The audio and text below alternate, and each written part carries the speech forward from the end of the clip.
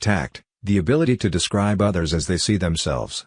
Give me 6 hours to chop down a tree and I will spend the first 4 sharpening the axe. Elections belong to the people. It's their decision. If they decide to turn their back on the fire and burn their behinds, then they will just have to sit on their blisters. I will prepare and someday my chance will come. The best thing about the future is that it comes one day at a time. No man has a good enough memory to be a successful liar. My father taught me to work, but not to love it. I never did like to work, and I don't deny it. I'd rather read, tell stories, crack jokes, talk, laugh, anything but work. If you once forfeit the confidence of your fellow citizens, you can never regain their respect and esteem.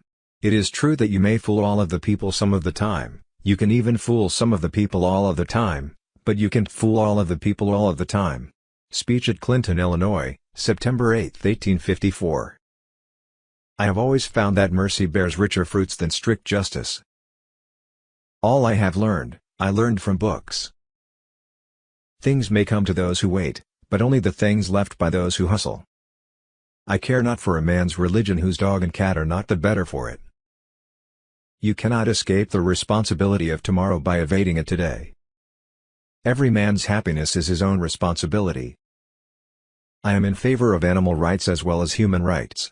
That is the way of a whole human being. I do not think much of a man who is not wiser today than he was yesterday. It's not me who can't keep a secret. It's the people I tell that can't. In this sad world of ours, sorrow comes to all, and, to the young, it comes with bitterest agony, because it takes them unawares. The older have learned to ever expect it. I am anxious to afford some alleviation of your present distress. Perfect relief is not possible, except with time.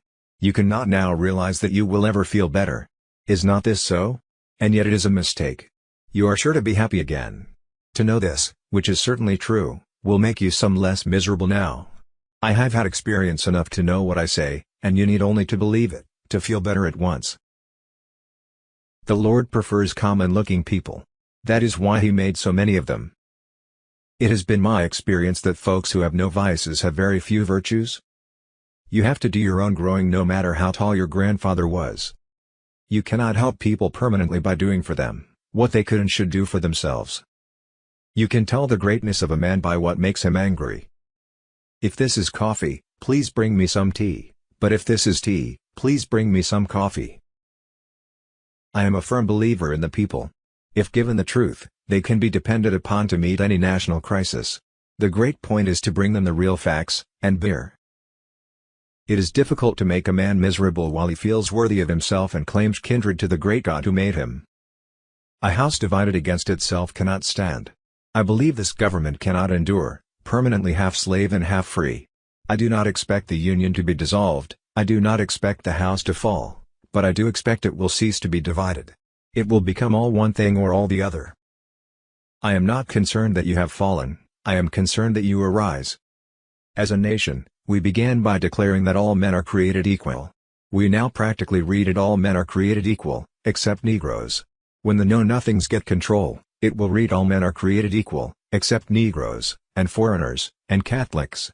When it comes to this I should prefer emigrating to some country where they make no pretense of loving liberty, to Russia, for instance, where despotism can be taken pure, and without the base alloy of hypocrisy.